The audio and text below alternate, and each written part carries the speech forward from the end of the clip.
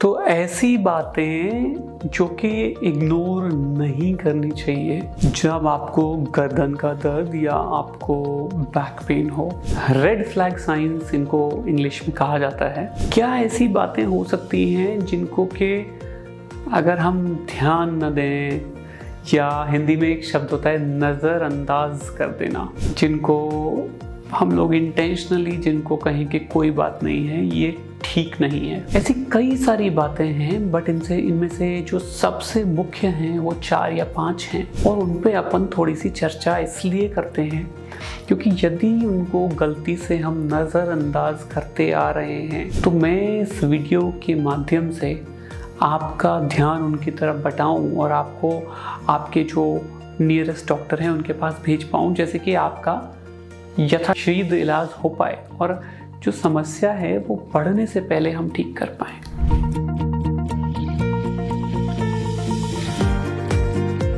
ऐसी बातों की अगर मैं बात करूं कि क्या ऐसी बातें हैं जो इस बात का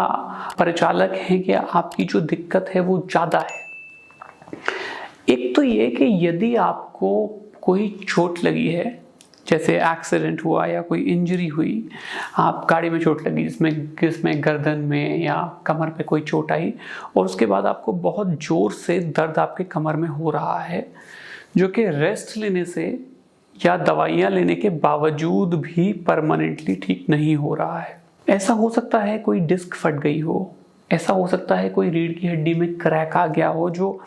अमूमन पता नहीं चल पा रहा हो, लेकिन जब आप डॉक्टर से मिलें और आपके डॉक्टर आपका MRI, एक्सरे, CT स्कैन करें या आपको क्लिनिकली एग्जामिन करें, तब उनको लगे कि कोई मेजर चोट लग गई है। यदि आपको चोट के बाद ऐसा लग रहा है कि आपका एकदम से सडनली आपके हाथ में ताकत कम हो गई है, या आपका जो चलने का तरीका है वो चाल बदल गई है, आप जब चलते हैं तो जो आपका आत्मविश्वास है चलने का, जिसको इंग्लिश में कॉन्फिडेंस बोलते हैं, वो कम हो गया है। आप जब ऊबड़ खाबड़ सरफेस पे चलते हैं, जो कि सतह ऊंची नीची हो, जैसे कि सीढ़ियां हुई, उस पर आप जल्दी जल्दी नहीं चलना चाहते, क्योंकि अगर उस पर आप जल्दी जल्दी चलेंगे तो आपको ऐसा लगेगा कि आपका बैलेंस बिगड़ रहा है। इस तरह की बातें यदि हो रही हैं तो इसका मतलब ये है कि आपको अर्जेंटली डॉक्टर के पास जाना चाहिए। चलिए, ये बात हो गई ट्रॉमा की, इंजरी की। अगली बात करते हैं, यदि आपको ऐसा लगे कि कोई न्यूरोवैस्कुलर डेफिसिट हो रही है या न्यूरोलॉजिकल डेफिसिट हो रही है, जैसे कि आपको लगे कि आप जब चलते हैं तो आपका एक पैर चलने के साथ साथ धीरे धीरे भारी हो जाता है, धीरे धीरे सुन्न पड़ता है, और फिर सुन्नाहट इतनी होती है कि आप चल ही नहीं सकते, आपको बैठना पड़ेगा, या आपको लगेगा कि पैर में दर्द इतना ज़्यादा होता है कि पिंडली फटने लगती है, या आपको लगता है कि आप चलेंगे तो आप थोड़ी देर बाद अगर आपको चेयर नहीं मिली 15 मिनट, 20 मिनट, आधे घंटे बाद, तो आप गिर भी सकते हैं, आपको बैठना ही पड़ेगा, कुछ नहीं मिला तो आप ज़मीन पर बैठ जाएंगे। अगर ये स्थिति बन रही है तो इसका मतलब है कि नस पर कोई मेजर दबाव है। तो ऐसे केस में भी आपको अपने डॉक्टर से मिलना चाहिए। ये बातें कमर के लिए भी हो सकती हैं और हाथ के लिए भी हो सकती हैं। अगर आपको लग रहा है कि हाथ से जो आप सामान पकड़ते हैं वो पकड़ तो पा रहे हैं लेकिन उसकी पावर कम हो गई है, आपको ऐसा लग रहा है कि सामान तो पकड़ लेते हैं, चीज़ें उठा भी लेते हैं, लेकिन पेन अब नहीं पकड़ा जाएगा,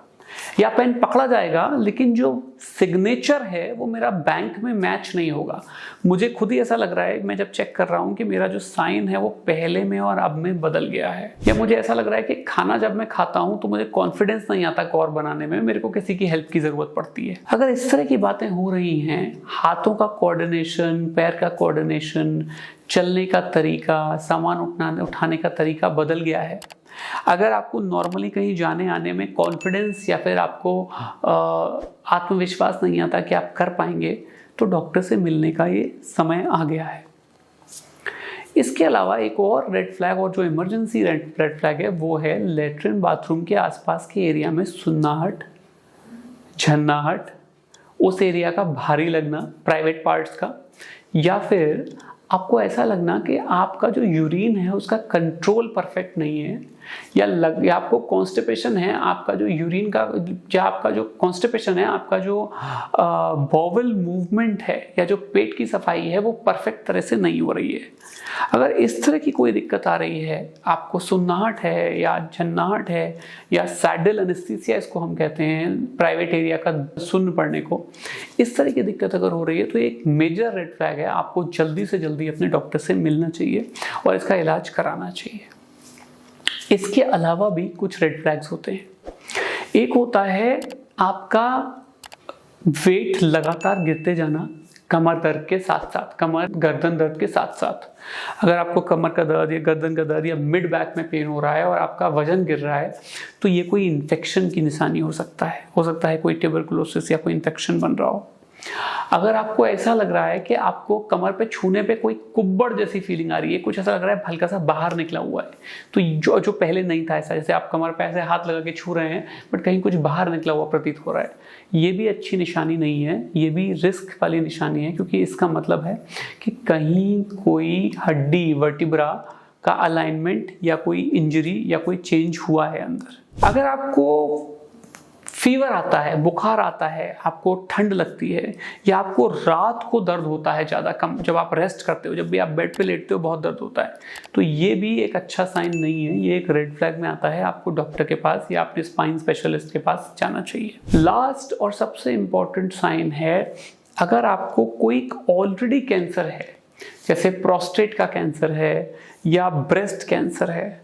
तो आप उसमें अगर आपको बैक पेन आता है तो आपको अर्जेंटली डॉक्टर से मिलना चाहिए, क्योंकि प्रोस्टेट कैंसर और ब्रेस्ट कैंसर कई बार स्पाइन में मेटास्टेटाइज करता है। मेटास्टेटाइज का मतलब है कि वो वहाँ से हटकर दूसरी जगह फैलता है जो कि स्पाइन है। यदि कुछ ऐसा हो रहा है तो आपको अपने डॉक्टर से अर्जेंटली मिलना चाहिए और इलाज की तरफ जाना चाहिए, क्योंकि जल्दी इलाज ही सही इलाज है। रोकथाम करना परेशानी की ज़्यादा अच्छा है, ना कि उसे पूरी तरह बढ़ने देना, उसको नज़रअंदाज करना और फिर इलाज करना।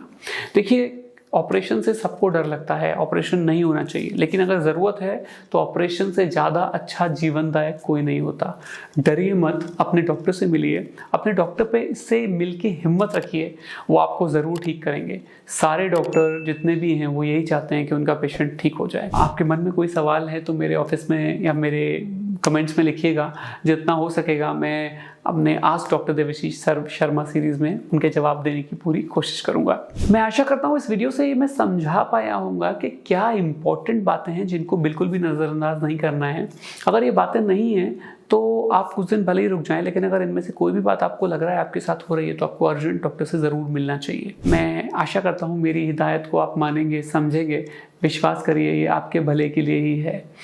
और मैं नेक्स्ट वीडियो में फिर से कोई अच्छे टॉपिक के साथ, कोई अच्छी बात के साथ ज़रूर आऊँगा और ज़रूर कोई अच्छी बात बताऊँगा। Thank you very much.